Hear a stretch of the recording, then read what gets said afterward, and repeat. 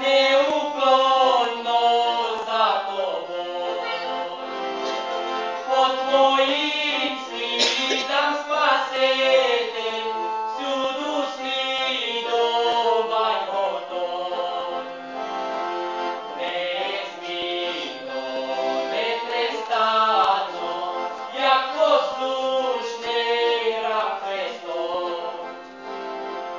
Если встречу искушения или опасность на пути, Ты даруешь мне терпения по следам Твоим идти.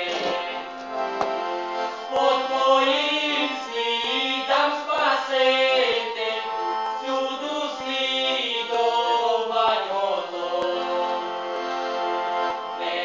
Неизменно, непрестанно, як послушний раб Христов.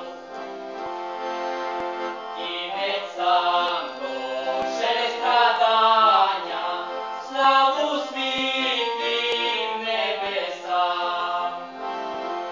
Я стезею послушання по Твоїм іду слідам.